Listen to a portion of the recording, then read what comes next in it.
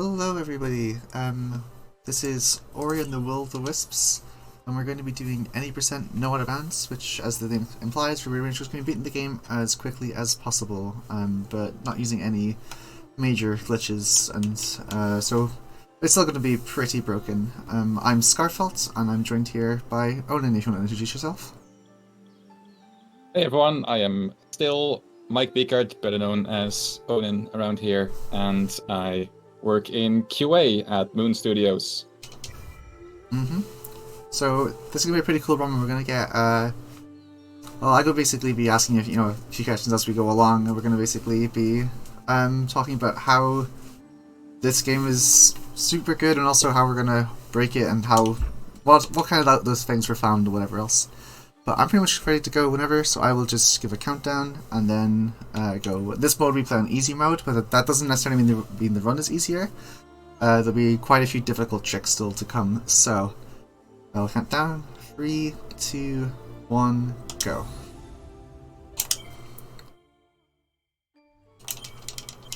So the first thing is that Ori is a Metroidvania. Well, just in case anyone didn't see the previous run, Ori is a Metroidvania platformer. And we're going to be collecting abilities throughout the run to advance, all that kind of stuff. However, because this is any percent, we are going to be skipping some key abilities which will make the end game a lot more difficult, which I'll bring up whenever we get there.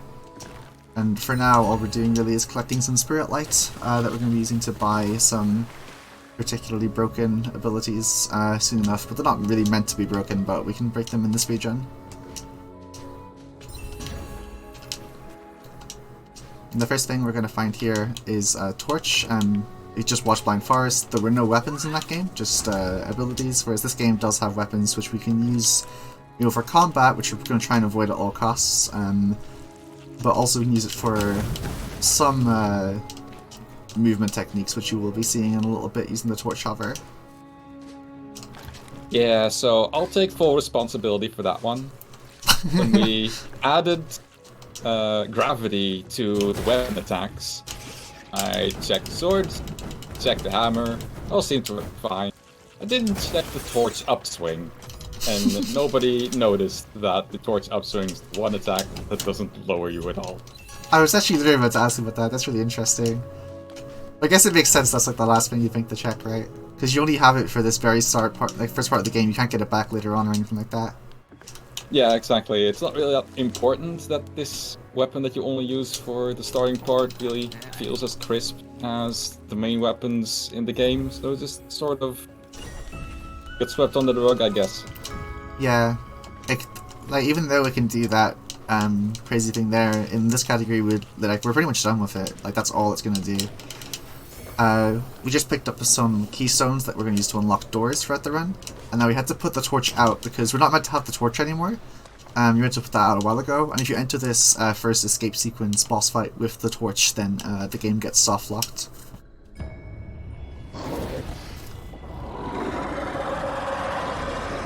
Okay, so this is Howl.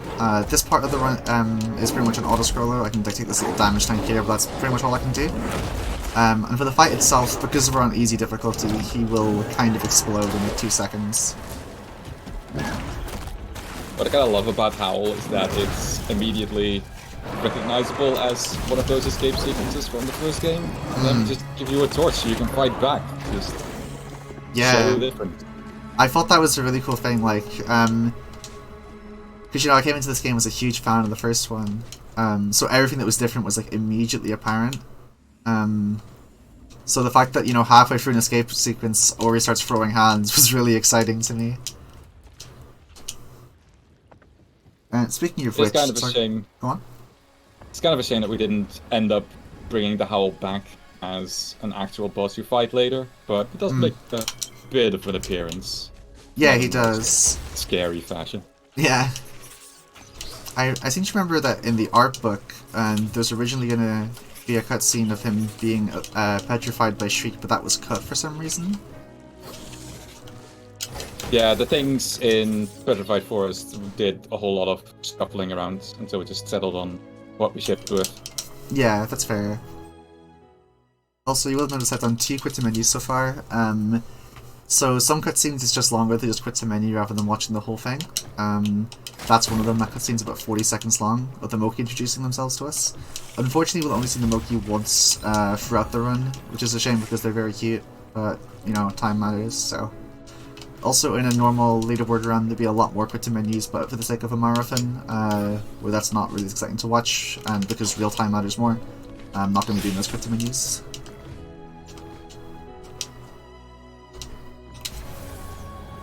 So, we just picked up Double Jump, and something I'm kind of curious about. In the first game, you didn't get Double Jump until, well, in normal gameplay, not in the speedrun you guys just watched, you don't get Double Jump for about an hour or so into the run. Into the game even. Whereas in this game, you get Double Jump very quickly. You already have Wall Jump to start with, and was that something I decided early on? Or what was the case there, do you know?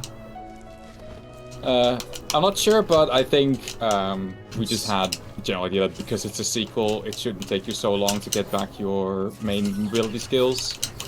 Yeah. Logically, it doesn't really make sense that Ori forgot anything about the previous game, but it still has to be a Metroidvania, so you're gonna sort of have to take most of it away. But giving wall jump from the start and double jump very easy just allowed us to make more interesting traversal areas to traverse, so it just made sense for us.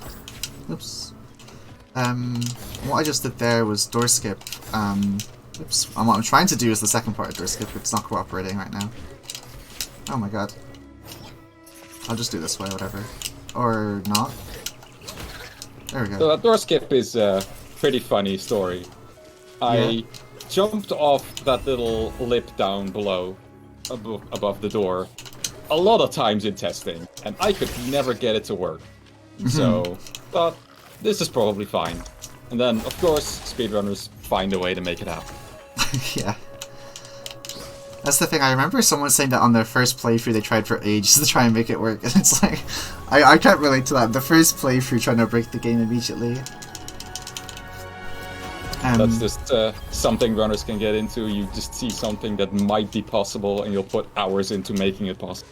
Yeah, I definitely relate to that part. Like, it's really exciting to try and work out things for the first time. Why we did door skip is that now, if you notice in the top left, we still have one of the keystones we collected, and now we can use that on a later door, which saves about, say about 45 seconds to a minute. We also just picked up the ability to regenerate, which we're not going to be using for a bit, but once we get there you'll see why we got it. And now here is a shard, which is something new to the game as well, which are basically like your charms from Hollow Knight or materia from FF7, where you can like equip them to get like different effects basically. And what we just picked up was resilience, which makes us take less damage.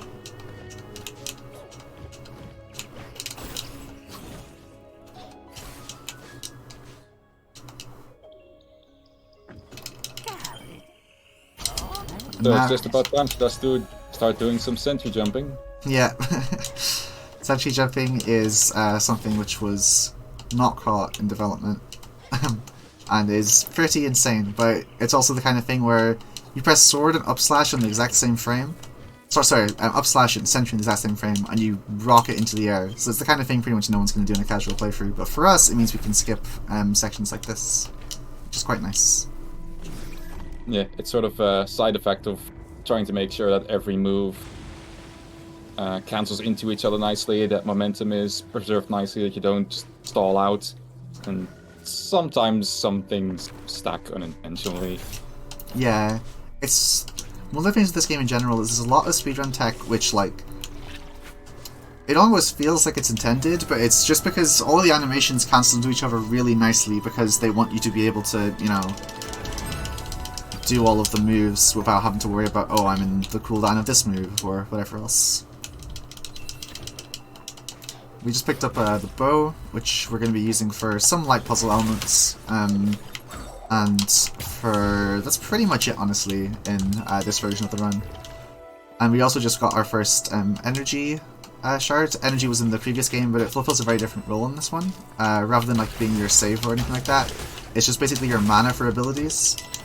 So you can see every time I use the bow or sentry, it's going to cost some energy.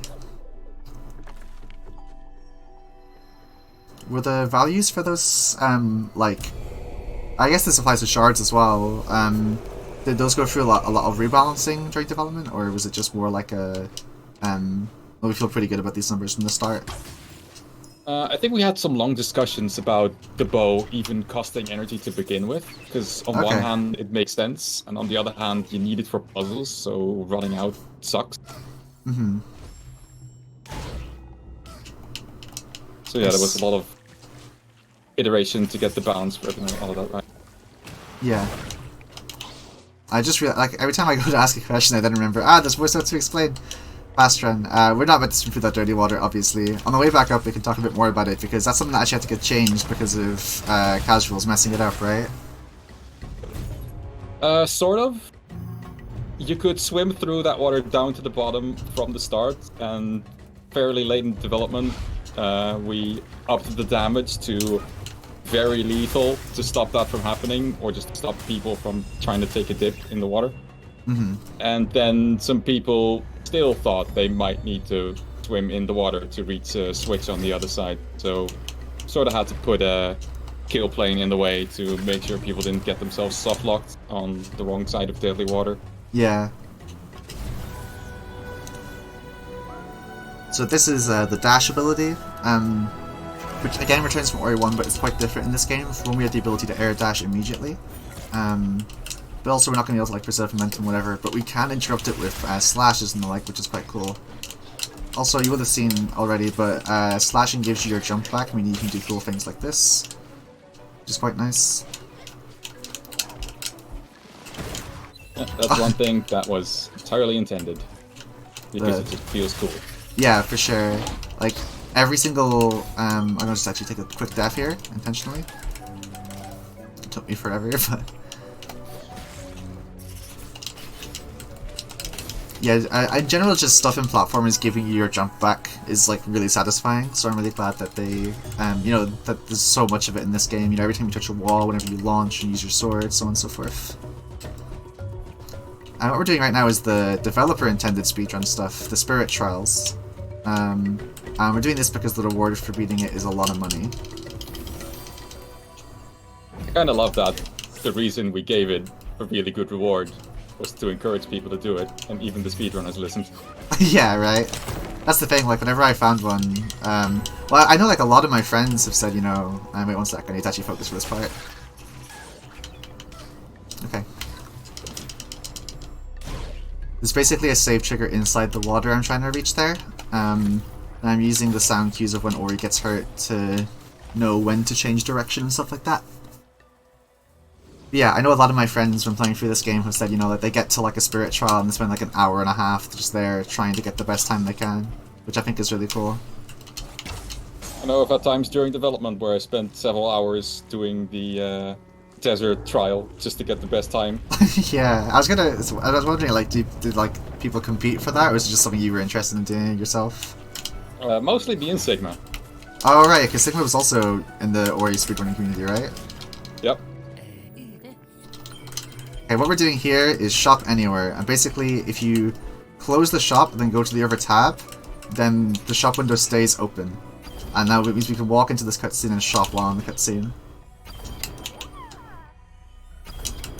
And then what we can do is if we open the weapon wheel, which, oh, that was very strange, that's not what was meant to happen. I think we'll need to load a backup save real quick. That's never happened before. Which is the Marathon Classic, but yeah. Oh, put it on the tally.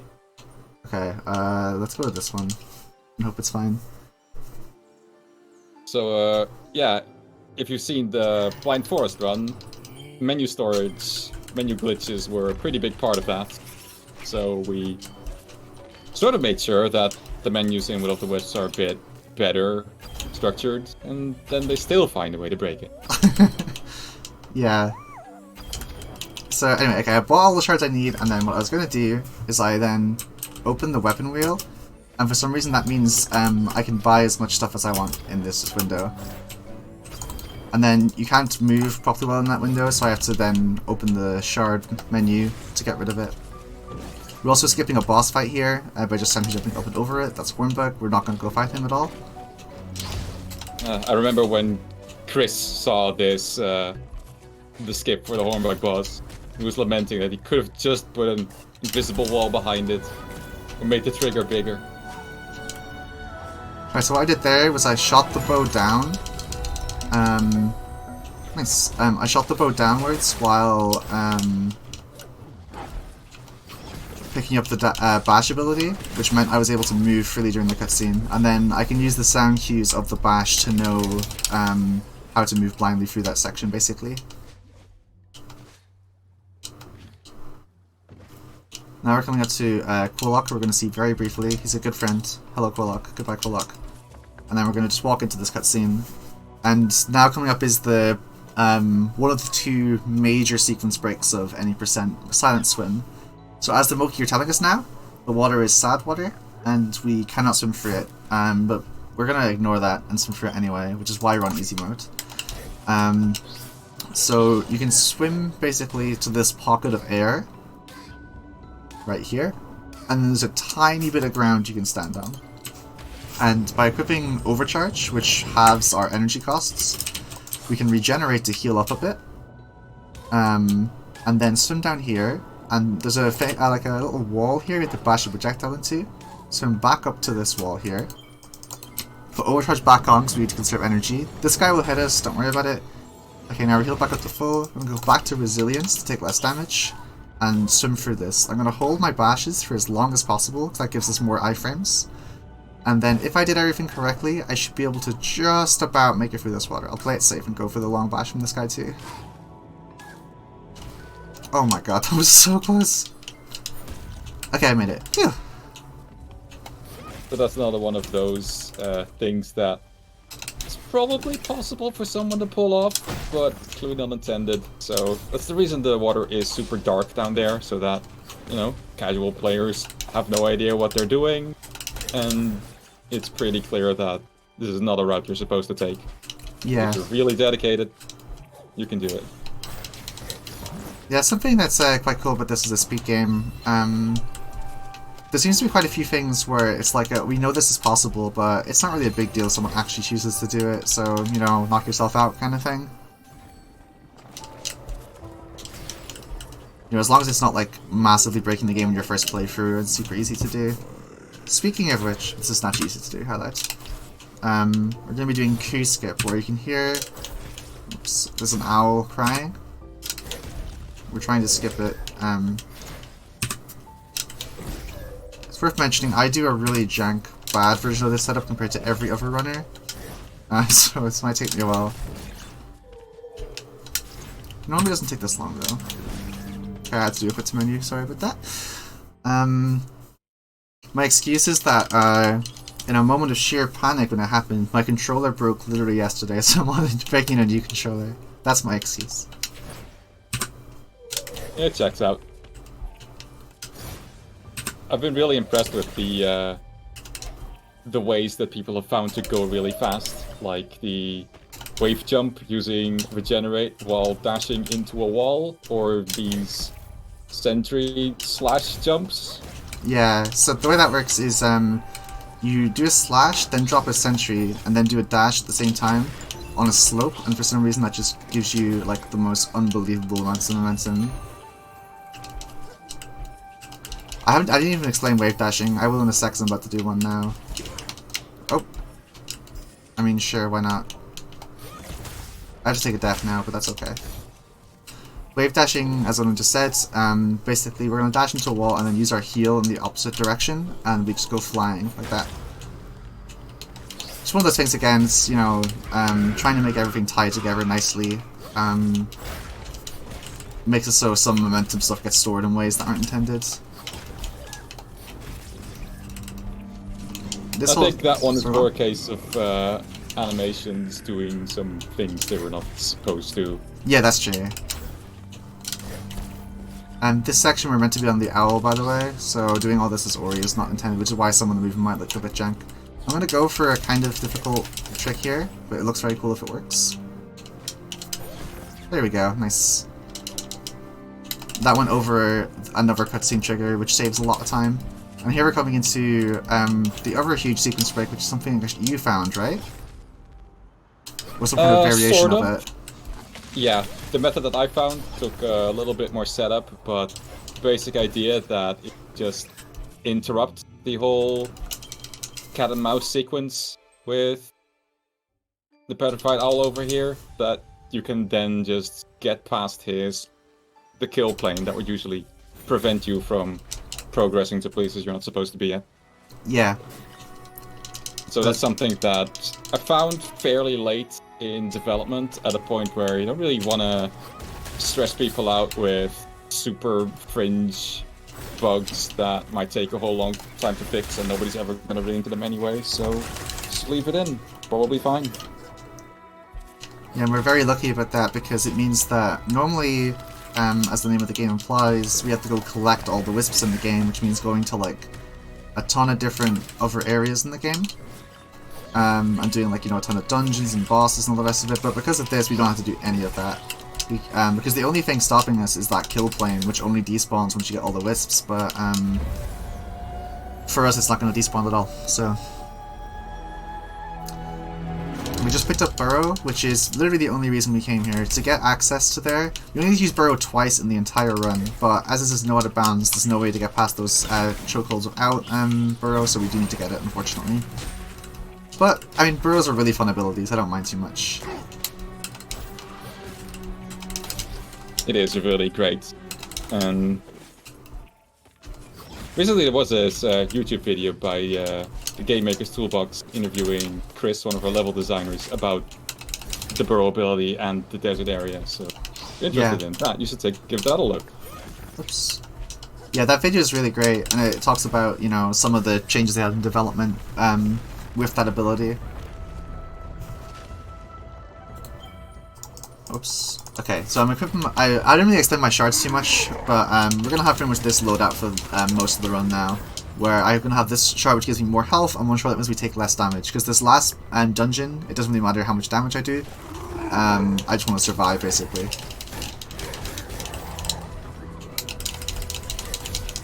So if I can show this off as well, I mentioned before that if you can jump to interrupt your slashes, but it's actually quicker to like constantly cancel your slash into a jump, basically. But I can't do it as well as Onarchy, Onarchy's one of the other 90% runners, and he's really good at it. I'm gonna do a wave dash into here real quick.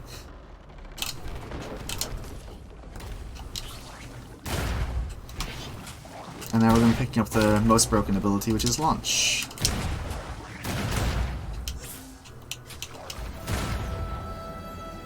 For all the people who wished you could just bash anywhere, here's the skill that lets you bash anywhere. That's like, I assume what the intention of it was, because bash is one of the more famous abilities from Ori, right? Yeah, pretty much. What's the most broken movement skill you can think of? Well, just rocket yourself whenever you want to wherever you want. Yeah. Let's just and do we can make a whole dungeon with some very tricky mobility based on that design alone. Yeah. So if you've played Will of the Wisps, you will notice, wait, we're at the end of the game right now, which, yeah, okay, that was very, very fast, but we also don't have some... Oh, whoops, I've got too many. We don't have some key abilities, which are Grapple and Glide. So because of that, we're going to have to do some pretty creative workarounds for some of these hearts here. You also see if you launch at the right time, you can kind of damage tank through lasers. And the advantage to playing on easy is that we have so much health that we can afford to damage tank through lasers like that, because they only do 8 damage.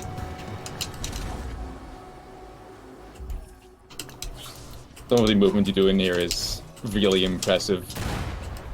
Just thinking that you basically just have to jump into spikes half the time, and you can just do that and survive and keep going. Yeah, this is like my favorite level in the game, in the speedrun, and like normally it's so much fun.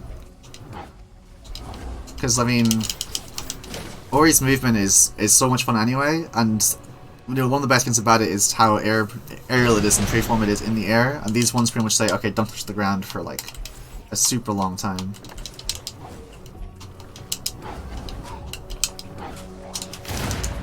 And if it looks super difficult, don't worry. If you play the game casually, you have a lot more abilities that make it a lot easier. Yeah, that's true. Which is what makes the run so impressive. Just gonna... Okay, here. I'm gonna mess it up real quick. And then I'm gonna do it properly the second time.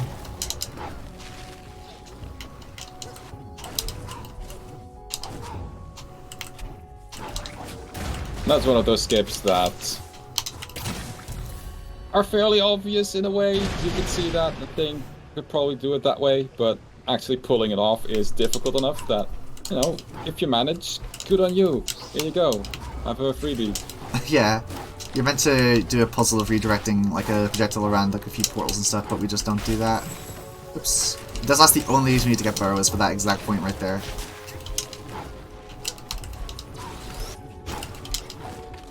Oh, and here, yeah. So that's 4 hearts down. I didn't think I mentioned, but the way that Willow Tree works is basically we have to try and destroy 8 hearts. And then that door that's popping up at the end of each one will ominously disappear. This heart coming up is very cool, if I can get it right. I might be in trouble because my health is kind of low now. Because the spikes do actually do 20 damage, which is quite a bit.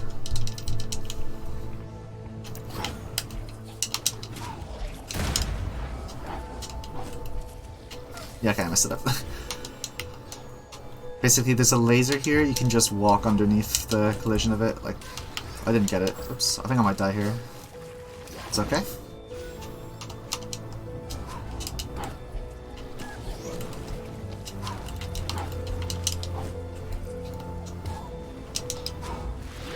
Easy mode, we can afford to take that damage there. I'm gonna bash here just to wait for the portal to come around. And there we go. R5 can be very tricky because it's cycle based. If you come into it a bit late, things can just go wrong.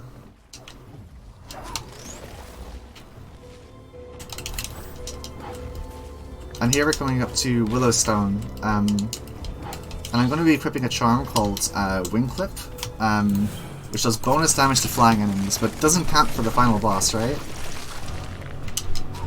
Yeah. I also didn't think it worked on this boss, but apparently I was wrong. I made the argument that because final boss is a giant owl, surely Wing Clip should deal bonus damage to it, but we decided that allowing a shard to trivialize the final boss that way would be a bit anticlimactic. Yeah. If you haven't seen the final boss in this version of the run, maybe you've seen other Ori Wisps runs. In this version of the run, it's very cool, so be excited for that.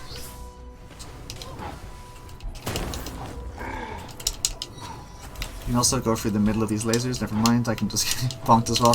Believe me, you can go through the middle of the lasers, that's what matters. I'm also going to unequip Reckless here, because we're going to be doing a lot of damage tanking here, because this one in particular is one of the things where we're really meant to have Glide at this point to get some, to hover on these air vents, but we don't have it. So I'm going to have to do some kind of weird movement to get through here. Yeah, this last part was always the most difficult one for me in testing, and I actually got to use all of my abilities for it. So. Yeah. This is like very hard in the other categories too. Here we're going to basically just launch up, then dash into this, get our jump back, and just about squeeze through there. Cool. And something you also haven't mentioned about also these hearts is that you're doing your best wherever possible to kill it while you're jumping into a quick save trigger. Yeah, so in a normal run, I'd kill it, jump into a quick save trigger, and then quit to menu to skip the cutscene. But for a marathon, it's like I'm doing that as well, so like if I die, like I don't have to worry about health or whatever. But it's not as important in a marathon. We're coming to the final boss now, which is the coolest trick in any percent. So basically, I'm gonna just hit her in certain ways here, and then as she's flying away, you can see she takes a bit of damage here. And now, even though she has no health bar here, she can be damaged. We're gonna fight her during the escape sequence. So right here, drop a sentry, do some slashes. Drop 2 sentries here. Dash to the right, the trigger to come over. Gonna drop 3 more sentries here. And then turn around and do some slashes. And then 3 more sentries here, and this will hopefully be her dead. Or it'll be me dead. That's unfortunate. I'll very quickly abandon challenge and try again. Blech, that's a shame. Because we have both Overcharge and Reckless is a charm we had from earlier, which makes you do more damage but take more damage. You have to have both that and Overcharge on, because you take double damage, so the amount of damage you take is like a lot higher.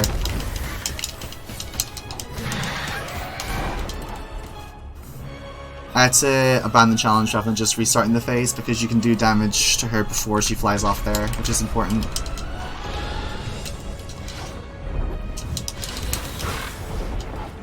So again, 2 sentries here. You can dash to the right to get her trigger for her to land, and then dash over to hit her.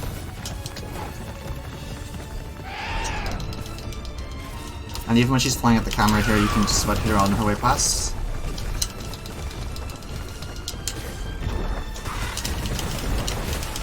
I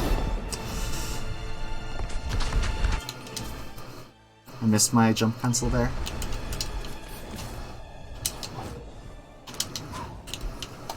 It's acting like a final boss for sure. Yeah.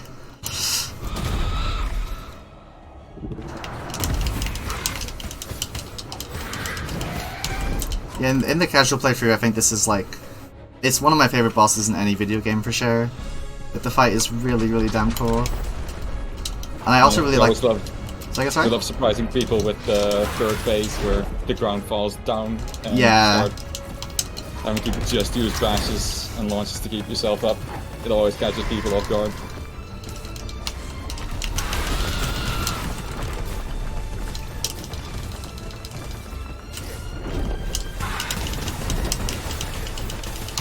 Okay, she won't die there, but she should hopefully die over here.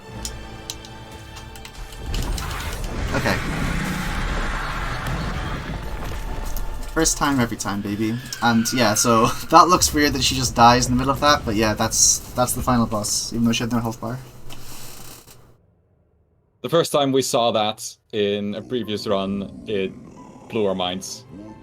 Nobody knew that you could actually hit her during the chase sequence, that it would actually deal damage to you, and then that you'd figure out exactly the positions to get just enough damage in to kill her before even getting to the second part of the fight. Skipping 2 entire phases is really amazing.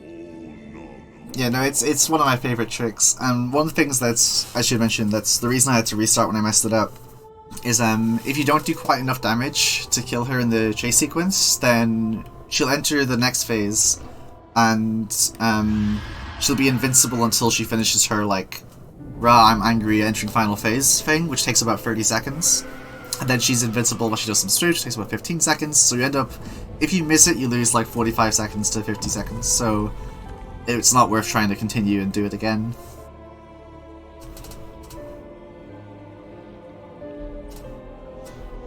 All we gotta do is hold right. Yeah, so I should have said time isn't yet, because like the first game, we have to do a tiny little bit of holding right. Although in Blind Forest you can jump with an arrow, we can't do that. Here we can just hold right.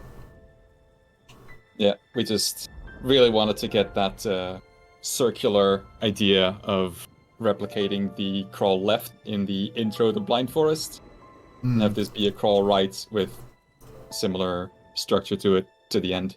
Yeah, some of the animations are the same as well, right? Or like very similar. So you don't really see the crawl in... Well, in Blind Forest you won't see the crawl because it's part of the prologue that you skip. But it's always the place that makes people sad. Yeah, if you haven't played these games, I just really strongly recommend them. These are... I mean, Blind Forest is one of my favourite games. This is my favourite game. You know, as a speed game, obviously I love them. If you're interested, there's loads of resources and really friendly people willing to help out. If you check speedrun.com, go to the Discords. But as casual games, they're, you know, graphically stunning. The movement is second to none. The music is also second to none, and they will really make you feel emotions, as they say. So yeah, I recommend checking them out. This part of the run, we are now going past a pile of characters that we met for about 2 seconds.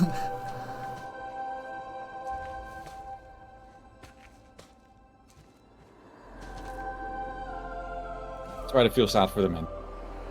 Yeah, this really made me sad when I first saw it. Yeah, time's coming up whenever I touch this little golden ball here. So that is time. Right, cool. That was Ori and the Will-O-Wisps done in just under 34 minutes, we'll call it. Which is still pretty damn fast for a game that is meant to be, you know, 11 to 12 hours long, or 14 hours long, however long it's meant to be. Yeah, I imagined it would be sub an hour on release. I didn't imagine it would be sub half an hour. Yeah. Yeah, I mean, it's one of those things, right? Whenever you finish a game, you look up the speedrun for it, and you're like, how on earth do they finish it that quickly? And I remember having that same experience, finishing Will the Wisps, loving it, checking speedrun.com, and it's like, how are they already down to 25 minutes? You know? For the out-of-band stuff. For not out-of-bands, it was just over 35 at the time. Come a long way. Mm-hmm. Alright, I think that's all from me anyway. I really hope everyone enjoyed it. And it was really fun to commentate with you as well. Yeah, this was great. I've been in the community for a really long time, but I usually don't do this kind of stuff. But when they asked me to take the seat of the developer instead of the runner for once, I couldn't resist it. And it was fun, and I hope we raised a lot of money for charity. Yeah, be sure to donate if you can. No Kid Hungry is a really good cause. So, yeah, that's all from me.